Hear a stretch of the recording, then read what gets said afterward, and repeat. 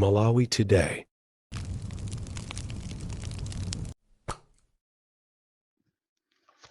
Mole bwanje amalawi makamaka munyengo ino ya ripoti ya ndege imene yaonesa kuti amalawi ambiri sanakhutisidwe ndi ripoti limeneli makamaka zimene zatuluka mu ripotimo komanso poonesesanso kunena kuti ripoti lina akuti lizabwera masiku ena amene akubwerawo mwinaso nkutheka papitanso mezi yochuluka kwambiri kuti ripoti limeneli lizatuluke mwinaso ndi chaka chamawa monga mmene yakunenera anthu ena.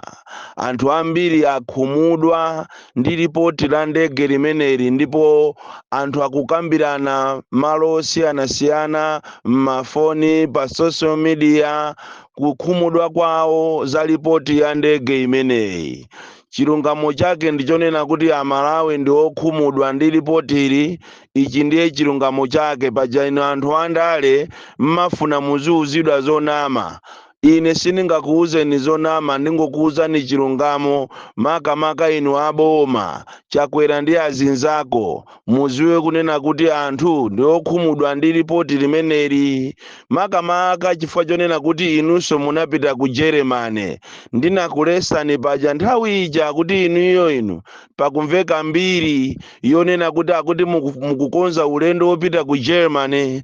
Ndikanakhala ine kuti ndine president wa dziko komanso ndikanakhala kuti ndimamvera ma advisors anga ku Germany ine sindingapite, koma inu simunamvere malangizo munanyamuka kupita ku Germany konko. Zili ngati chimozimozi munthu akalowe mu restaurant kumadikira chakudya koma chakudyacho ndikumachedwa bwana kungobwera kuzalowa ku kitchen chakudya chija ndikutuluka. Anthu azaona kuti amene wapangisa kuti chakudya chija chituluke ndiye bwana walowa ku kitchen yo. Zina kumamvako zinazi ndi bwino. Lero mwaona mmene anthu akutukwanira, mmene anthu akulankhulira. Nchifukwa chakenso ine ndakhala osalankhula pa nkhani imene ya ripoti ya ndege. Sikuti kusalankhula za ripoti ya ndege kapena ndikumuopa wina aliyense. Ine sindimaopa wina aliyense, ndimangoyima pa chilungamo. Ndalandira mafoni ochuluka kwambiri kuchokera kwa anthu osiyanasiyana kundifunsa kunena kuti bwanji sindikulankhulapo za ripoti ya ndege.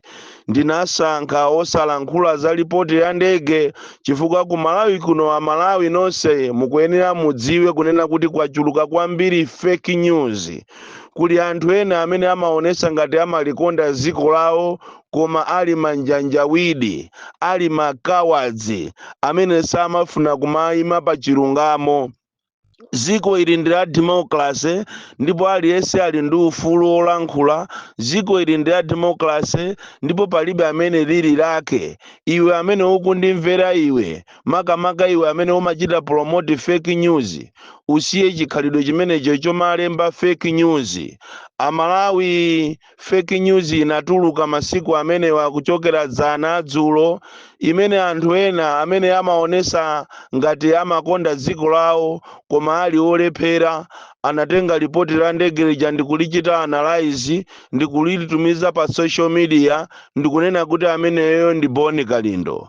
Ine ndikamafuna kulankhula zanga ndimalankhula kuzera mu audio ndipo ine sindimalemba, koma ndaona kuti slowly pali anthu ena akumafuna kumatenga zina langa kumaligwirisa ntchito molakwika, kumatenga zina langa ndikumaliika mu fake news. Afikapo size yomajambula ma articles kumalemba ma articles a fake ndikumafikapo size yomatukwana kutukwana za musalu koma kumanena kuti imeneyo ndi DC team, ndi Boni Kalindo team amene yakulankhula ndi Boni Kalindo. Motero kuti so ripoti limene lili la ku Germany alichita analyze makawadziwo ndikunena kuti amene ndi Boni Kalindo amene yakulankhulayo. Inetu paja ndinakhalapo mphunzitsi komanso ndagwirapo ntchito malo osiyanasiyana. Chichewa chimene chalembedwa mmenemo ma spelling amene ali mmenemo ngakhale chizungu chimene chili mu ripoti icho ine sindingalembe zangati zimenezo. vuto la kuno ku Malawi timakhulupirira kwambiri fake news. Choncho ripoti limene likuyenda pa Facebook, ma social media, ma WhatsApp, malo osiyanasiyana limene likuonesa kuti lachoka kwa Boni Kalindo ndi chithunzi changa, ngakhale nkhaniyo ine ndikugwirizana nayo, zimene afunsa mafunsozo ndikugwirizana nazo, koma zimenezo si za ine. Tiyeni tiphunzire Amalawi kumanena chilungamo, muziyima pa chilungamo mu dziko lanu, dziko lino ndi lanu. Musamabisalire kwa munthu wina aliyense ndikumamuyipisira mbiri, ngakhale kuti mafunso amene afunsidwa pamenepo azandegewo ndi mafunso abwino. Nitakhala kuti sonanenso ndimafuna ndituluse ripoti langa, ndikanatulusaso mafunso ngati omwewo. Ndifa cheke ndikunena kuti inu ngati Amalawi abwino, amakamaka inu amene mwalemba fake news, ndikunamiza dziko la Malawi kuti amene yakulankhulayo ndi Boni Kalindo.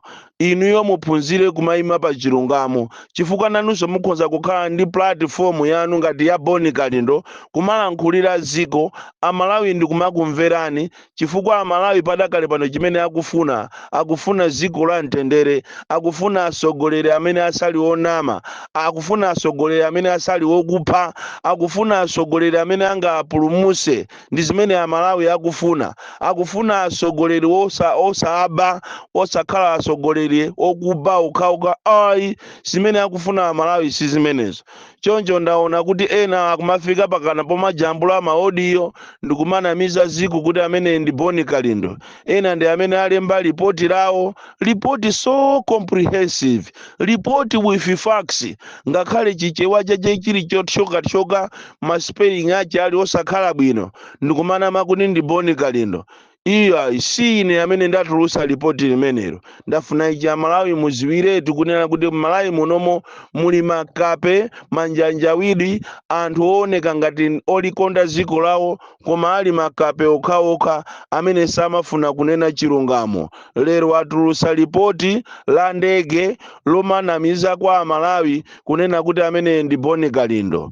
Ndinanenapo mbuyo mukunena kuti pa Facebook pali ma account ochuluka kwambiri amene amalowa ma inbox mwa anthu, ena amapempha ndalama, ena amalankhula zambirimbiri zonama kuti ndi Boni Kalindo.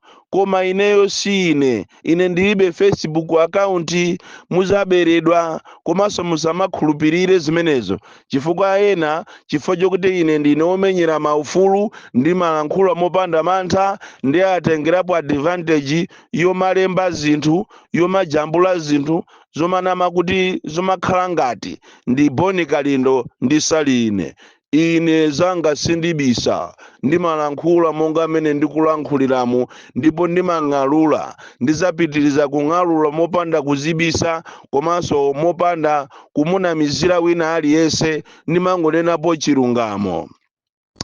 Zanga iwe amene uli wa DPP, komanso iwe uli wa UDF, komanso iwe amene uli wa Ford, makamaka inu amene muli ku parliament, mukhale anthu osamala kwambiri, chifukwa meeting inalikozana usiku, cabinet meeting imene akambirana kunena kuti wiki ikubwerayi onse a opposition ma MP ambiri mutumizidwe kunja.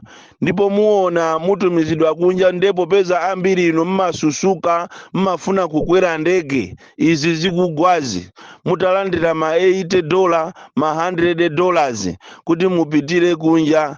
Kwakonzedwa plani yonena kuti bill ija ya age limit ibwerereso ku parliament, ndipo njira yache yofuna kukugonjesani ndiyotumiza ma opposition members of parliament, akutumizani ambiri inu kunja, ndicholinga kuti bill imeneyi ikamabwera akamaka ichita table pakapezeke kuti nyumba ya malamulo amene alimo ambiri ndi aboma. Ndikufuna ndikulankhule iwe leader of opposition komanso member of parliament amene uli wa opposition, kunena kuti kususuka kwanu popeza mwamba kale kujomba mutasegulira parliament, kususuka kwanu kupesa dziko la Malawi.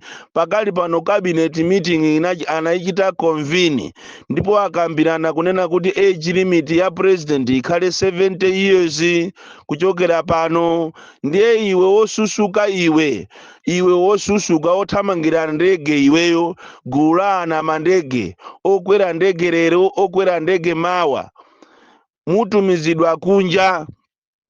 Ena nomufika saizi yogonedwa paja azimayi kuphweka akugonagonani ndikukunamizirani kuti muzipita kunja, inu kumaona ngati akukukondani koma akufuna kuti manambers yanu mpaliamentimo akhale ochepa. Ndiye uthenga ndi umenewu. Uthenga wina ndionena kuti onse amene atazilankhulapo za ripoti akufuna kuchiteni panishi. Ena mumangidwa kutereko, muona anthu amangidwa kwambiri kutereko. Wina amene akufuna kummanga ndi Boni Kalindo.